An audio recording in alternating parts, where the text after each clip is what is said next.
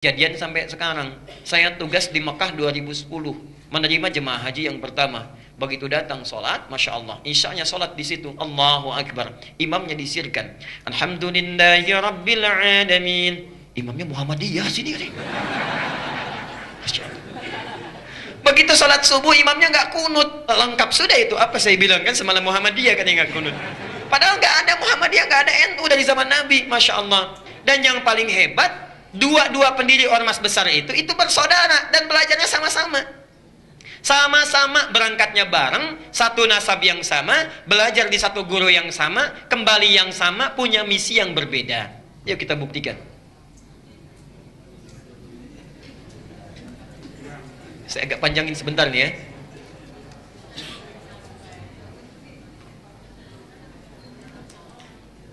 Satu, namanya Kiai Haji Muhammad Hashim Al-Ash'ari.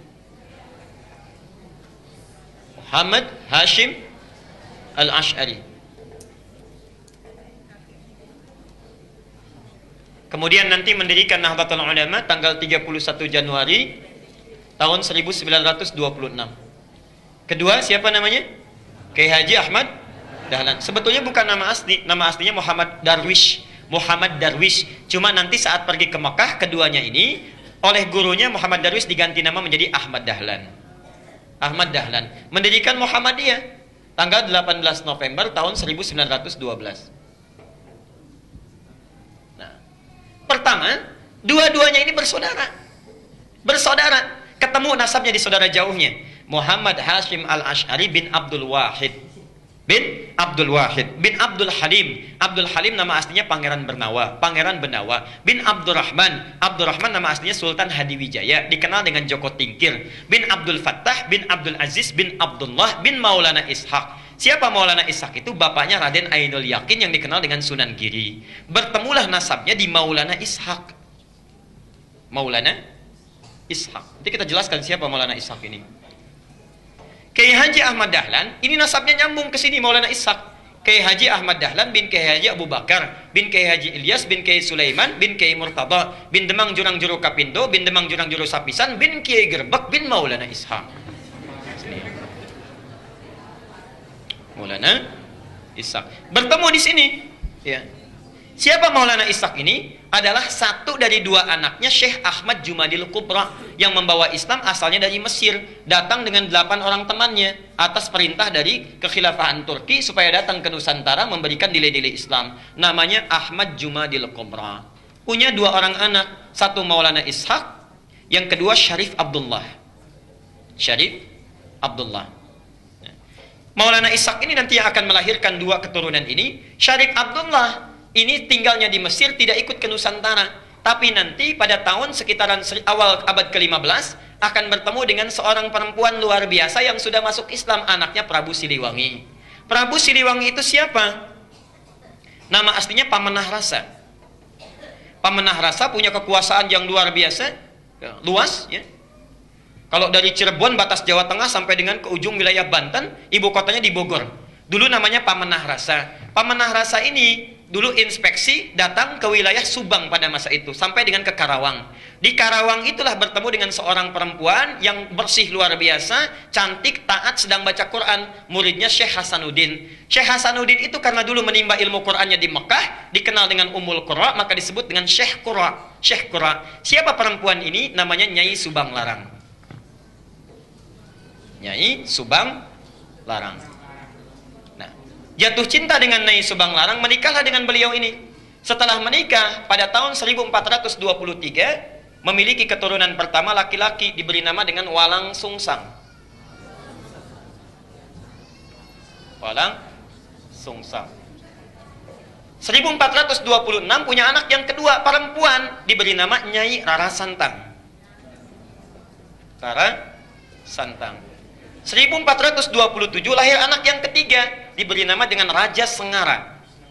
Raja Sengara. Nah, kakak ini, 2 kakaknya, Walang Sungsang dengan Rara Santang, kemudian muncul satu masa ingin berhaji. Datanglah ke kota Mekah. Ya. Kemudian mereka datang ke Mekah setelah menunaikan ibadah haji, berganti nama. Ini Walang Sungsang menjadi Ki Abdullah Iman. Kan yang ini ya, Abdullah Iman namanya. Gelarnya Ki Samadullah. Gelarnya Ki Samadullah, Kiai Samadullah. Samadullah. Ini Rara Santang berganti nama menjadi Syarifah Mudaim. Syarifah Mudaim. Saat akan pulang di jalan bertemu dengan Syarif Abdullah. Syarif Abdullah langsung meminang Syarifah Mudaim untuk dijadikan istrinya. Menikahlah kedua orang ini, lantas berangkat ke Mesir. Di Mesir kemudian mereka menyatu, bersama-sama berumah tangga, melahirkan seorang anak namanya Syarif Hidayatullah.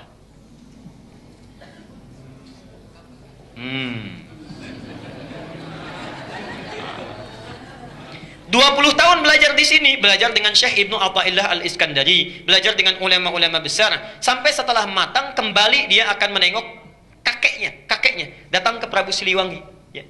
Karena kakeknya tinggal di wilayah Jati, diberikan kekuasaan di situ, diangkatlah dan dikenal dengan Sunan Gunung Jati di kemudian hari. Itulah Syarif Hidayatullah, keturunan dari sini. Sedangkan Ki Samadullah pergi ke satu wilayah dikenal dengan Lemah Wungkuk, minta izin pada bapaknya untuk memajukan wilayah itu. Di Lemah Wungkuk itu, Masya Allah, itu etnisnya campuran. Ada orang Cina, orang Arab, orang lokal, masih belum bagus. Minta izin supaya ditata. Campuran dalam bahasa lokal itu disebut dengan caruban. Oh, caruban. Begitu datang ke sini, ya, dikelola, dirawat dengan baik sampai tumbuh pesat luar biasa. Masya Allah, tiba-tiba melihatlah seorang anak perempuan, putri dari seorang pembesar Syah Bandar namanya Ki Gedeng Alang-Alang, punya putri namanya Nyai Kencana Larang. Kencana Larang. Ya. Menikah dengan Kencana Larang. Setelah menikah, untuk mengabadikan namanya maka disebut dengan Caruban Larang, Caruban Larang, Caruban Larang. Lisan orang sana menyebut Caruban, Caruban, Caruban, berubah sekarang menjadi Cirebon, Cirebon, Cirebon, Cirebon. Nah, muncul Cirebon. Ibunya Nyai Subang Larang sudah lama berumah tangga, ingin menengok. Di perjalanan lewat di satu daerah, ajalnya tiba, meninggallah di situ. Untuk mengenang sampai sekarang disebut dengan daerah Subang. Orang Subang belum tentu tahu itu. Nah, ya. Nah, terus apa cukup? Jadi muncul Cirebon. Nah, karena Cirebon sudah maju, maka kemudian diangkatlah, diberi gelar oleh Prabu Siliwangi, diberi gelar namanya Mangkubumi. Ya, Mangkubumi. Ini pertama gelar ini. Mangkubumi itu artinya khalifah fil ard. Al-Baqarah ayat ke-30. Wa idz qala rabbuka lil malaikati inni ja'ilun fil ardi khalifah. Fil ardi itu bumi, khalifah mangku, yang merawat, memangku bumi. Jadi gelar mangku bumi itu sama dengan khalifah. Jadi salah total kalau mengganti gelar khalifah menjadi mangku bumi, sami mawon. Khalifah itu ya mangku bumi, itulah pertama kali gelarnya diberikan. Nah, yang ingin saya sampaikan itu satu keturunan yang sama dari Ahmad Jumadil Kubra, punya anak itu. Kisah ini bukan fiktif, bisa dibaca. Yang paling bagus judulnya Api Sejarah. Ada 2 jilid karya sejarawan muslim namanya Ahmad Mansur Suryanegara. Ahmad Mansur Suryanegara yang dari Bandung. Jilid yang pertama warnanya hitam, halaman 148. Itu dimulai di situ kisahnya. Yang punya bukunya silahkan. Nah, apa hubungannya dengan yang paling atas? Kiai Haji Ahmad Dahlan, Kiai Haji Muhammad Hashim Asy'ari itu berangkatnya bareng, satu keturunan, berangkat bareng. Di Makkah itu berguru pada seorang ulama besar, alim luar biasa dari Minangkabau, namanya Syekh Ahmad Khatib Al-Minangkabawi. Syekh Ahmad Khatib Al-Minangkabawi. Ada juga yang menyebutkan riwayat dari Sambas, Syekh Ahmad Khatib As-Sambasi. Belajar dari situ, setelah selesai, dua-duanya punya keunikan. Kiai Haji Ahmad Dahlan itu senang sekali praktek. Ya, tidak terlalu banyak teoritis. Langsung praktek. Begitu pulang ke Nusantara, langsung mempraktekkan ajaran-ajarannya, membuat persyarikatan, kemudian persyarikatan Muhammadiyah. Muhammad itu nama Nabi, Yah itu nisbah, mengikuti. Jadi ingin memperbaiki keadaan seperti sesuai dengan Nabi. Bikin rumah sakit, bikin sekolah dan sebagainya, praktek dakwah. Kiai Haji Hashim Asy'ari, Muhammad Hashim Al-Asy'ari, Masya Allah, beliau itu senang nulis kitab. Beda dengan Ahmad Dahlan. Menulis kitab sampai ada 19 karya beliau dihimpun di satu kitab besar. 19 kitab, dari mulai pertama adab dalam menuntut ilmu, kedua risalah Ahlussunnah wal Jamaah, ada kitab An-Nurul Mubin fi Mahabbati Sayyidil Mursalin, sampai 19 kitab. Masya Allah. Jadi akan menyeimbangkan saudaranya praktek, yang satu memberikan teorinya. Itu asalnya. Dan kalau Anda baca buku aslinya, kitabnya, Masya Allah, itu sama persis, gak ada bedanya. Gak ada bedanya. Aliran-aliran menyimpang yang di Tanah Jawa disebutkan sama sekali. Misal, Risalah Ahlussunnah wal Jamaah buka halaman ke-9. Faslu awal zuhuril bid'ah fi ardi Jawa wal mubtadi'ina fiha. Pasal menerangkan tentang awal munculnya bid'ah di Tanah Jawa dan siapa tokoh-tokohnya. Bid'ah yang dimaksudkan bukan fikih tapi akidah. Tapi akidah. Halaman ke-10 paragraf yang kedua, baris 1 sampai dengan baris yang ke-4. Silahkan lihat. Wa minhum rafidhiyuna. Di antara aliran bid'ah itu adalah Syiah Rafidah. Syiah, ya. Beliau langsung menyebutkan, bukan saya. Beliau langsung yang menyebutkan. Asalnya semua Sunni, kata beliau itu, semua Sunni. Cuma terjadi di tahun 1333 Hijrah sama dengan 1909 Masehi. Datang tiba-tiba entah dari mana, ada satu aliran disebut dengan Syiah. Pekerjaannya yasubbuna sayyidana Abu Bakrin wa Umar radhiyallahu anhuma. Seringkali mencela dua sahabat Nabi, yaitu Abu Bakar dan Umar. Disebutkan dalilnya, hadisnya. Kemudian halaman yang ke-11-nya, wa minhumul abahiyuna, ada aliran kepercayaan abal-abal, abahiyun, semua boleh. Siapa mereka? Yang merasa dekat dengan Allah, wasafa qalbuhu, hatinya merasa sudah bersih, jernih. Sehingga kalau sudah bersih jernih itu tidak berlaku ketentuan dan larangan. Jadi kalau nggak sholat pun nggak apa-apa karena sudah dekat dengan Allah.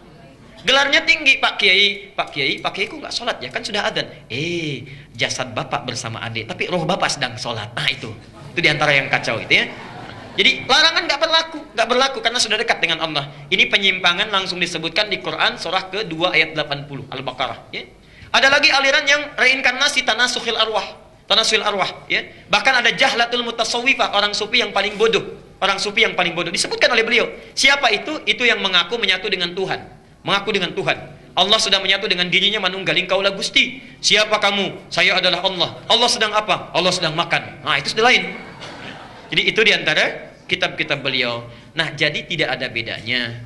Kisah yang terakhir yang ingin saya tutup, satu kali muridnya Kiai Haji Hasyim Asy'ari itu berkunjung ke Kauman ke Jogja. Karena Ahmad Dahlan pulang ke Kauman, Hasyim Asy'ari pulang ke Tebu Ireng ke Jombang. Datanglah dari Jombang itu, kemudian ke wilayah Kauman, dilihat di situ. Kok ini beda ya katanya. Balik lagi ke Tebu Ireng. Syekh katanya, itu ada aliran di Kauman yang menyimpang. Bagaimana caranya? Begini. Siapa orangnya? Namanya sekian. Ciri-cirinya bagaimana seperti ini? Itu bukan menyimpang. Itu saudara saya. Bantu sana balik lagi. Masya Allah. Ketika membantu balik lagi, kemudian sampai di situ berumah tangga, punya anak namanya Ahmad Azhar Bashir. Sampai kemudian jadi pimpinan pusat Muhammadiyah. Yang digantikan oleh Amin Rais, digantikan oleh Syafi'i Ma'arif, digantikan Din Samsudin. Agustus nanti mau muktamar itu. Ya, mau diganti lagi karena sudah 2 periode. Saya baca itu. Saya baca, jadi saya tahu itu, ya. Sama juga NU juga begitu, sama sampai sekarang, sampai Aqil Siraj, ya. Hasyim Muzadi digantikan Aqil Siraj, sekarang mau nyalon lagi yang kedua itu, ya. Jadi insya Allah baca.